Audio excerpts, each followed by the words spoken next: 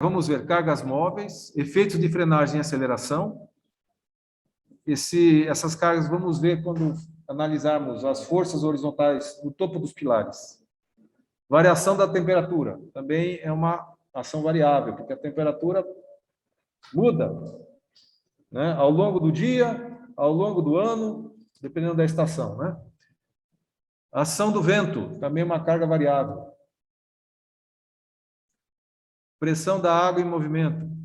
Se você tiver os pilares submersos, deve ser considerada também a ação do arrasto, né? Causada pela correnteza. Empuxo de terra provocado por cargas móveis. Eu falei que empuxo de terra é uma ação permanente, né? Mas se você tiver um aterro de acesso, vai ter também veículos transitando sobre esse aterro de acesso. Então, o peso dos veículos, que por natureza é uma carga variável, né? Carga móvel, também entra, né? No empuxo da terra. Empuxo de terra. E cargas de construção.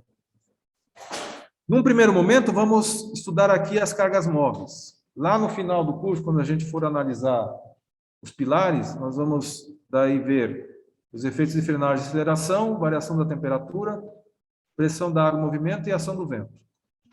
Aí, empuxo de terra também. Certo? Então, cargas móveis. A norma brasileira 7188, ela determina que as cargas veiculares tenham valores padrão, de acordo com o que está dito aqui, ó.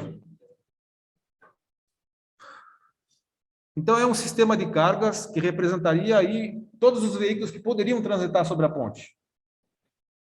Essa carga é composta de um veículo com 3 eixos, cada eixo com 2 rodas, né? O veículo teria 450 kN de peso total. 450 kN, que daria 45 toneladas, né? Esses 450 kN seriam igualmente distribuídos nas 6 rodas do veículo. Esse veículo tem 6 metros de comprimento por 3 metros de largura. Então, cada roda teria 75 kN de peso, né, de carga, conforme está dito aqui, né?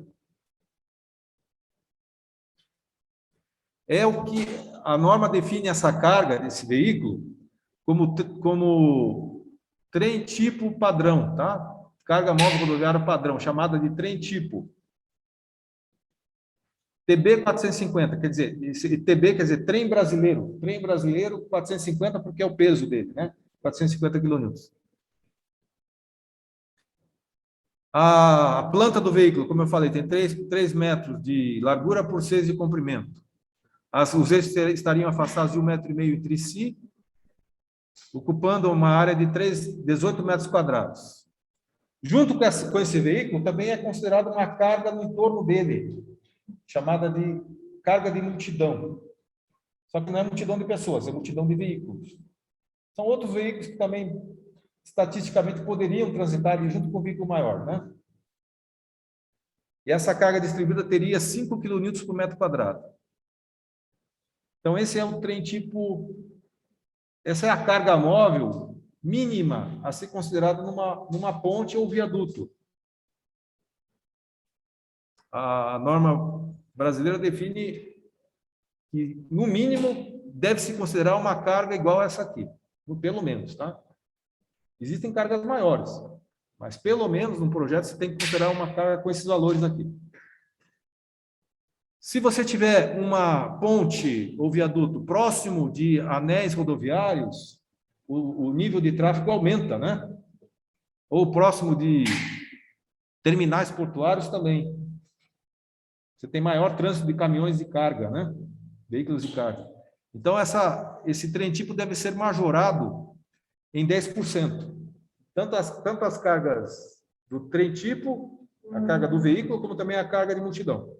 Deve ser majorada em 10%.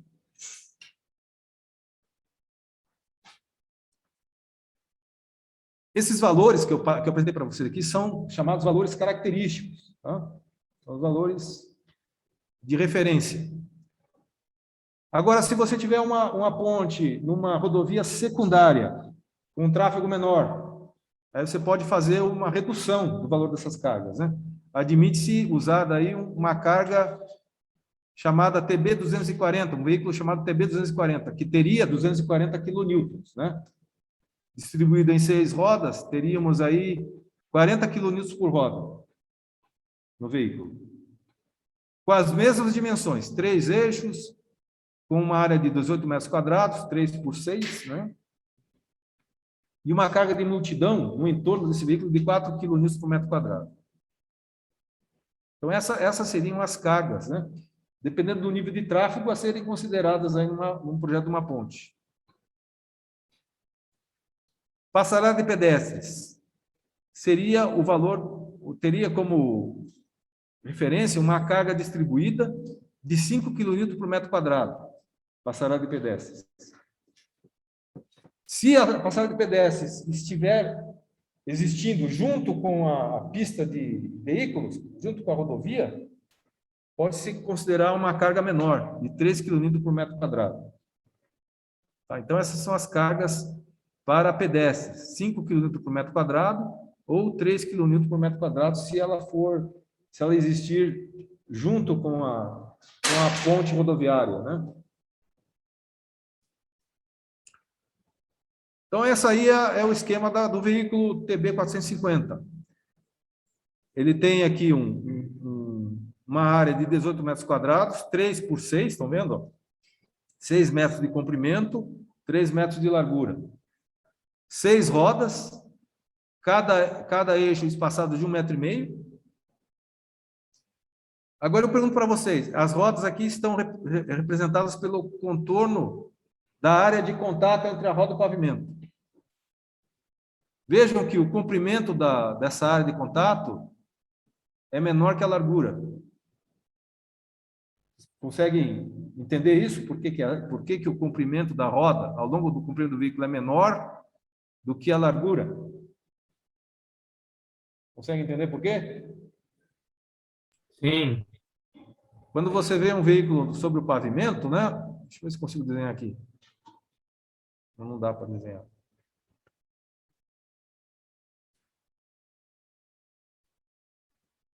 Você tem aqui o pavimento. A roda do veículo vai estar assim, né? A largura de contato é essa aqui. Da área de contato, né? Aliás, esse aqui é o comprimento da área de contato, que seria 0,2 metros. O professor ainda está no slide. Deixa eu...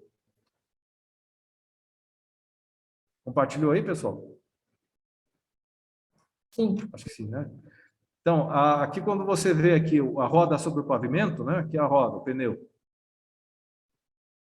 O comprimento da área de contato da roda com o pavimento seria 0,2 metros. Se você vê a roda, uma vista... Roda de um caminhão, né? Geralmente o caminhão tem 2 rodas, certo? Então, essa largura aqui é admitida como tendo meio metro. Por isso que você vê a área da seção transversal assim, né? Tá vendo? A largura maior que o comprimento. Ok? Entenderam aí a razão, né? Então, ele tem 0,2 de comprimento, ó, e 0,5 de largura. O esquema do veículo seria esse aqui. Você tem aqui as cargas por eixo, né? Aliás, aqui as cargas por roda, 75 kN por roda, né? No entorno do veículo, uma carga distribuída de 5 kN por metro quadrado. Então, esses são os valores da carga, os valores característicos da carga móvel, TB450, né? Do veículo da carga móvel. Aí uma outra representação do mesmo veículo, né?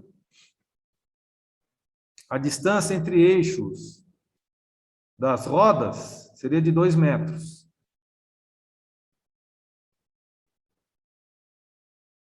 Aqui nessa tabela nós temos a evolução dessas cargas ao longo do tempo aí.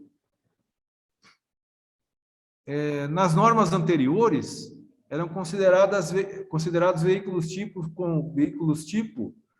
com 12 toneladas, né? Até a norma de 1982, até a última revisão, né? Era ainda considerado veículos com 12 toneladas. Normas anteriores, o peso máximo do veículo era de 36 toneladas. Então, algumas pontes foram projetadas usando essas cargas aqui, essas cargas veiculares. Hoje elas não atenderiam, né? Para o porte dos veículos que são maiores que de antigamente, elas não atenderiam mais, né? Então, precisaria fazer aí uma revisão do projeto dessas pontes e um reforço, né?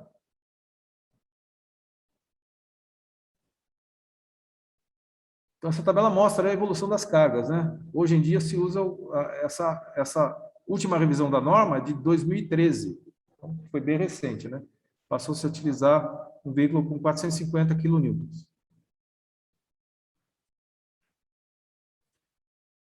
Essas cargas, elas devem ser majoradas, porque além de elas serem móveis, elas podem provocar impacto no tabuleiro da ponte. Imagine um caminhão passando por cima de um buraco, de um defeito, de uma junta de dilatação do tabuleiro. Ele causa um impacto, né? Vibra a ponte, vibra a estrutura, causa vibração. Como a nossa análise é estática, a gente considera as cargas móveis, mas como se fossem estáticas, o efeito estático delas. Então, para contemplar o efeito dinâmico, né, por não fazermos agora, né, no escopo da nossa análise, a gente não faz uma análise dinâmica, que é uma análise que verifica a frequência das cargas, e compara com a frequência natural da estrutura, para analisar a resposta dinâmica da estrutura, né? Como a gente não faz essa análise nesse escopo do nosso projeto, a gente faz a majoração dessas cargas justamente para contemplar esse efeito dinâmico que elas causam na estrutura, né? Essa majoração prevê 3 coeficientes. Coeficiente de impacto vertical, que vai depender do vão da ponte, do vão estrutural.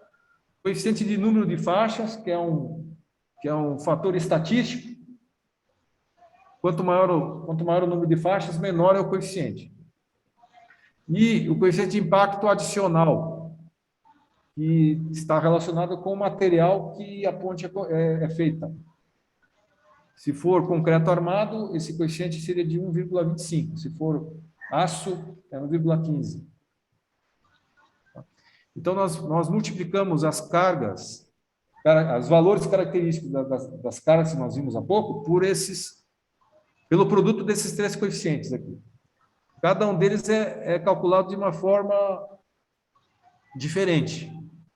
O coeficiente de impacto vertical seria em função do vão da ponte. L e V aqui seria o vão, tá? Então, fazendo aqui um gráfico dessa função aqui, o coeficiente de impacto vertical seria a função do vão, né? Analisando aqui a variação do coeficiente que está aqui nas abscissas, né? Não, desculpe. O coeficiente está no valor das ordenadas. Função do vão da ponte aqui. Para vãos menores que 10 metros, o coeficiente assume um valor de 1,35. Tá? É o valor máximo que ele pode assumir. 1,35. À medida que o vão aumenta, o coeficiente vai reduzindo de valor, até estabilizar aqui no valor de 1,06, né? Mas não, acho que mais.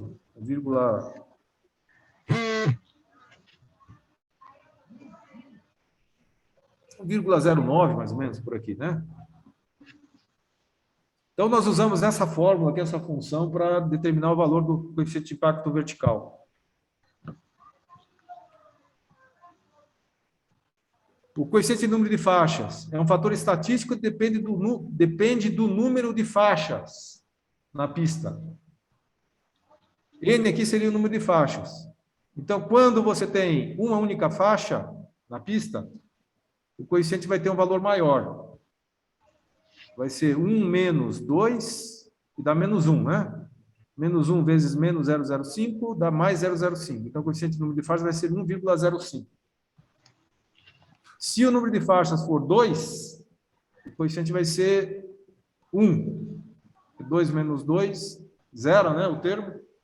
Aí sobra só 1. Se o número de faixas for 3 faixas na pista, teremos 3 menos 2, 1, vezes 0,05, dá 0,05, 1 menos 0,05, 0,95. Para 4 faixas, temos o valor 0,9, que é o valor mínimo. Tanto para 4, quanto para 5, 6 faixas e assim por diante.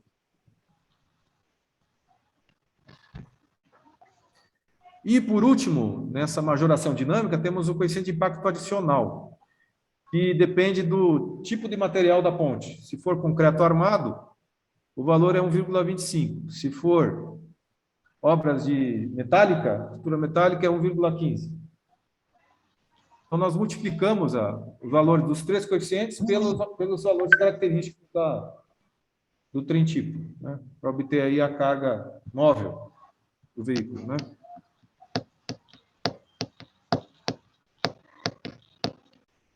Tem aqui também uma placa de identificação que deve ser colocada em todas as obras de arte, né?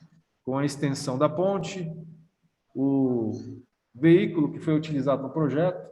Eu nunca vi essa placa. Nunca vi. Sempre tem o nome do obstáculo, que seria o rio, né? A extensão e para por aqui. Dificilmente tem aqui o trem tipo utilizado no projeto e a data da execução, né? Mas isso também seria obrigatório? Seria uma determinação da norma, né? 71/88, na última revisão dela. Então, como é que a gente considera na longarina essas cargas do veículo? Calma, a gente já estava brincando. Vamos colocar da seguinte forma, o problema para vocês aqui. Eu tenho essa situação aqui, ó. Estão vendo ali o veículo na seção transversal da ponte?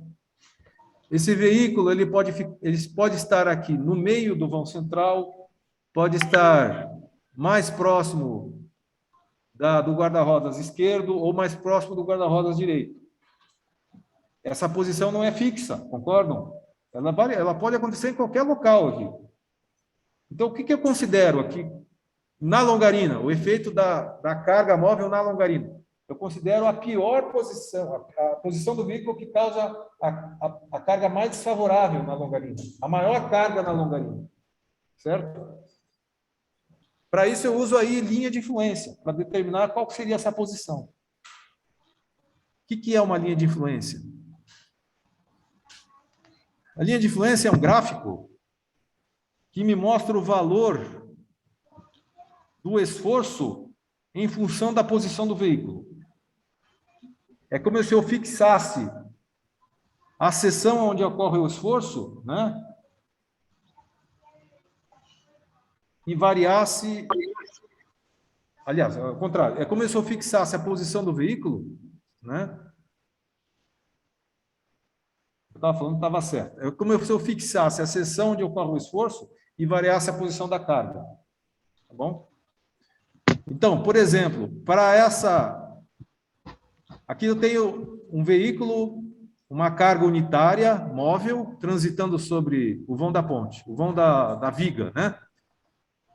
Aqui eu tenho as reações de apoio, que essa carga pode causar, dependendo da posição dela. Se ela estiver mais próxima do apoio A, a reação aqui vai ser função dessa distância x, né? Se x for igual a 0, a reação aqui vai ser máxima, vai ser igual a 1, ok? Então, o gráfico aqui vai me mostrar que a reação, quando a carga está sobre o ponto A, a reação é igual a 1. Tem um engraçadinho aí fazendo barulho, né?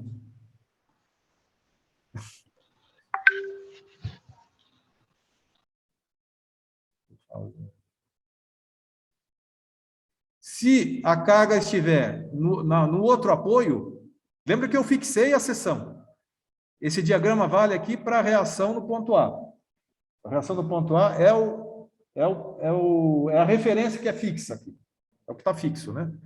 Se a carga estiver no outro apoio B, o valor de x é igual a L, concorda? É todo vão, né? Quanto que vai valer o RA quando o x for igual a L?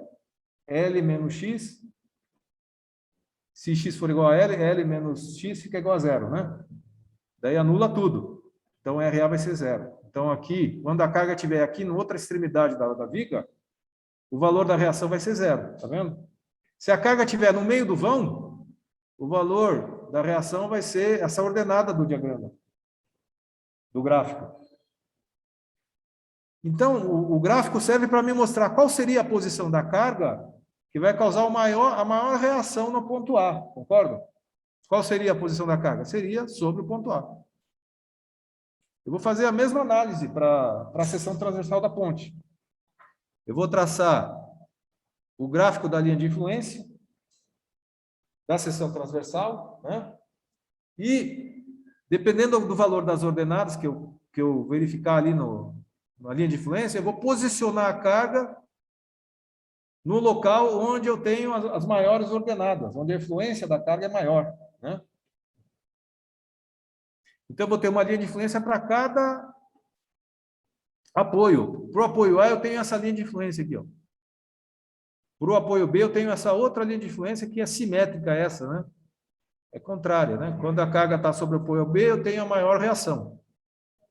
Quando a carga está no apoio oposto, eu tenho a reação nula, né? Reação zero. Se eu tiver vigas em balanço, a linha de influência ela apresenta essa configuração aqui, ó. Nos balanços, a influência da carga aumenta, tá vendo? Por exemplo, essa aqui é a linha de influência para a reação no ponto A, no apoio A, certo? Se a carga unitária está sobre o apoio A reação dela vai ser unitária também, né? Vai ser igual ao valor da própria carga. Agora, se ela estiver sobre a extremidade do balanço, a reação no apoio A vai ser maior, vai aumentar. Agora, se ela estiver sobre o apoio B, a reação no ponto A vai ser igual a zero. Se ela estiver na extremidade do balanço oposto aqui, a reação vai ser contrária, vai mudar de sentido. Está vendo que ficou negativo aqui, ó? Vai mudar de sentido. Então, vai ser ao contrário, em vez de carregar, vai aliviar, né? Então, nessa análise de linhas de influência,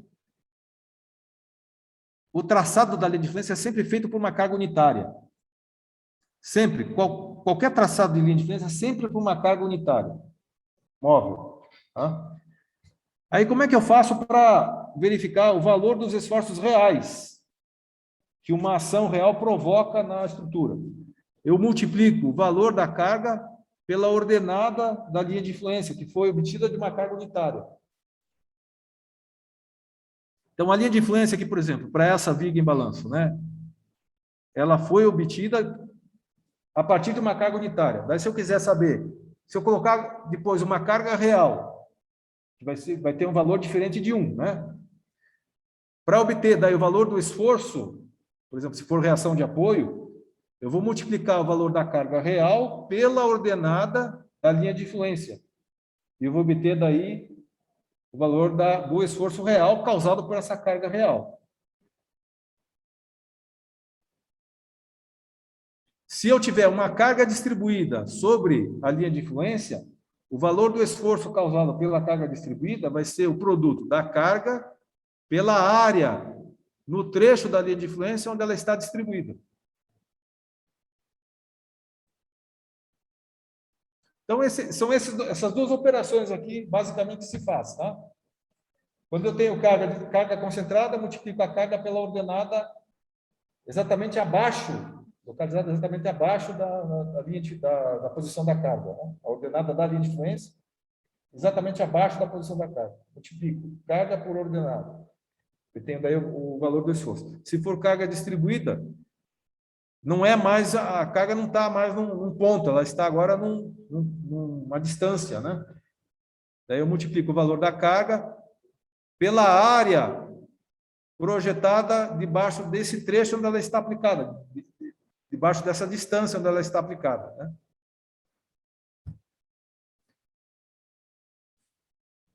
Esse exercício aqui, ele mostra aqui exatamente o que a gente falou agora, tá?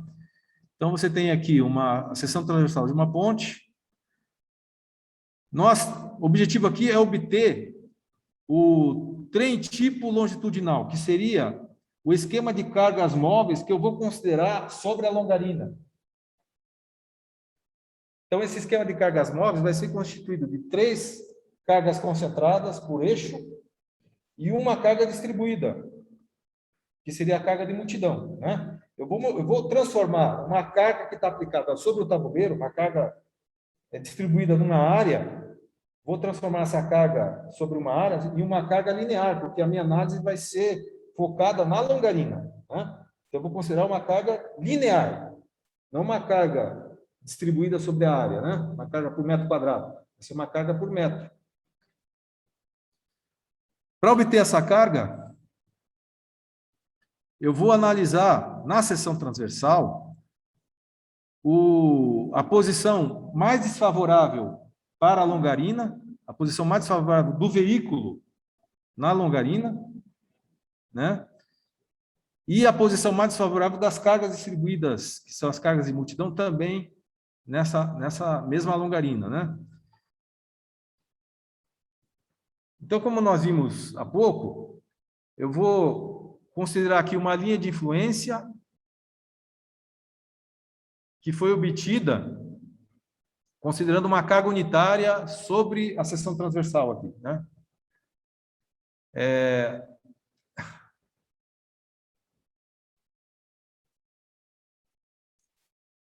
Nesse esquema, a gente considera a laje como se fosse a viga, tá? A laje seria a viga. As longarinas seriam os apoios da viga, ok? Aí eu traço para esse esquema simplificado aqui, né? Onde a laje é a viga e as longarinas são os apoios. Nesse esquema simplificado, eu traço a linha de influência de uma das duas longarinas, ou de um dos apoios. A linha de influência de reações de apoio, conforme a gente mostrou há pouco aqui, né?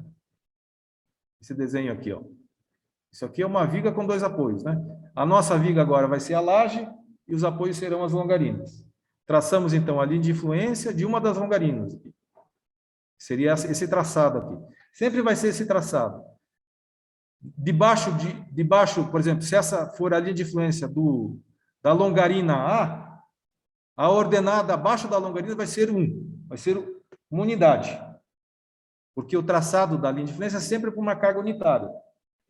E como nós vimos há pouco, né? Quando a carga unitária está sobre o apoio, a reação de apoio vai ser igual a 1. Vai ser o valor da própria carga, né? Então, sempre vai ser assim. Debaixo da longarina, em análise, a ordenada vai ser unitária, vai ser 1. Debaixo do outro apoio, aqui, que seria a longarina B, nesse exemplo, o esforço é 0, a reação é 0. Isso quer dizer o quê? Quando a carga está aqui sobre o apoio B, a reação em A é 0, né? Professor? Lembra que a gente fixa a seção e varia a posição da carga, né? Pode perguntar. Pois não? Professor? Tem um delay aí, né? Pois não? Tem como, você vai fazer chamada hoje? Vai ter no final. O senhor vai fazer chamada hoje? 9h20 eu faço. 9h20 a gente faz chamada, tá? Vamos seguir sem intervalo, porque a nossa aula é reduzida, né? Tá, beleza, então tá bom. Você vai sair 9h? Tudo bem, não tem problema. Então, aqui, ó, nós vamos fazer o traçado da linha de influência para a longarina 1, ok? Então, debaixo da longarina 1, eu vou ter uma ordenada unitária. Debaixo da outra longarina, ordenada 0, ordenada nula. Aí eu uno os 2 pontos e prolongo até o final da pista. Que o traçado da linha de influência só serve para a pista, porque o veículo não pode ir além da pista, né? O veículo não pode subir em cima do guarda-rodas. Ele está limitado até aqui só, né? Então, eu vou considerar aqui a posição das cargas por roda, né? E vou calcular a ordenada correspondente debaixo de cada roda. Vejam aqui, ó. Eu tenho aqui a seção transversal da ponte e o veículo tipo, né? Tem 3 metros de largura, lembram? As rodas estão distanciadas de 2 metros nos seus eixos, né? De eixo a eixo da roda aqui, eu tenho 2 metros. Então, a roda esquerda aqui, cada roda tem 75 kN. Lembra que é 450 dividido por 6 rodas, né? Cada roda tem 75 kN. Essa roda da esquerda tem a sua posição, a posição que causa o maior esforço na longarina seria essa aqui, ó, de acordo com o traçado da linha de influência, né?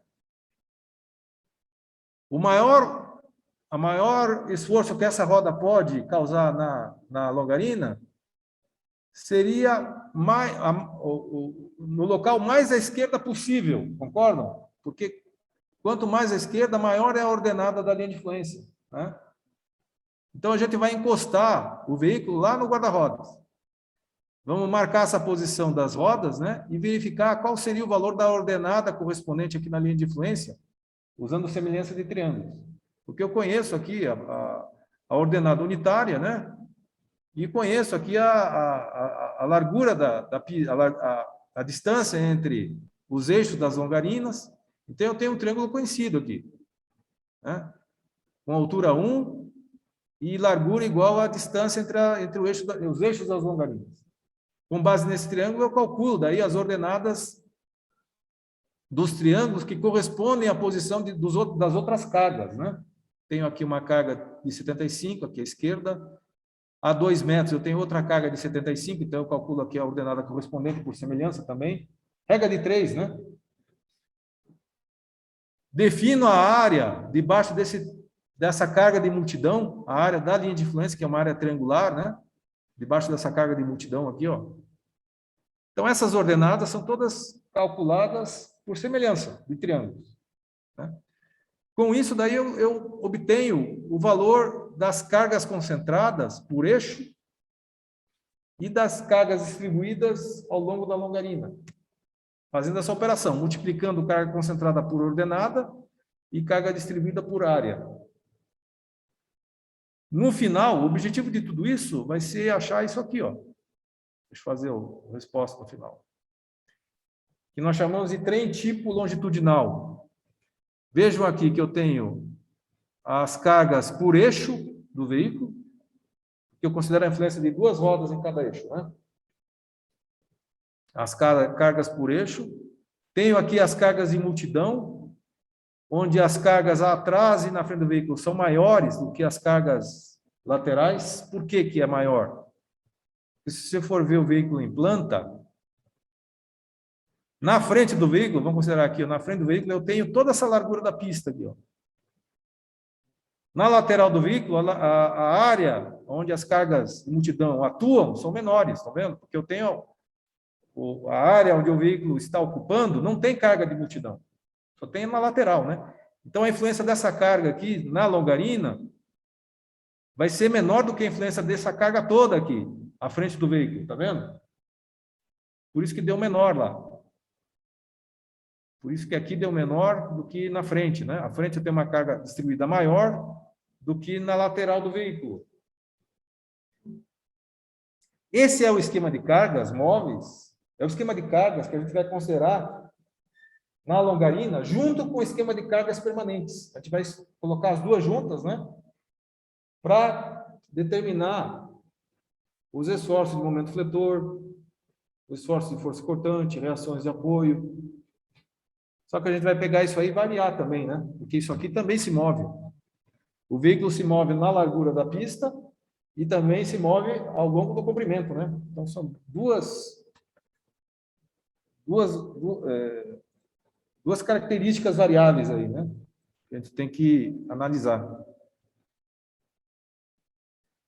Professor, Bom, eu falei, agora vamos aqui resolver isso aqui, né? Vamos fazer o passo a passo da resolução, né? Pois não? Naquela imagem anterior lá, é como se eu estivesse enxergando o automóvel de perfil. De perfil? Esse desenho aqui? Isso, é como se o caminhão tivesse de perfil aí, o automóvel.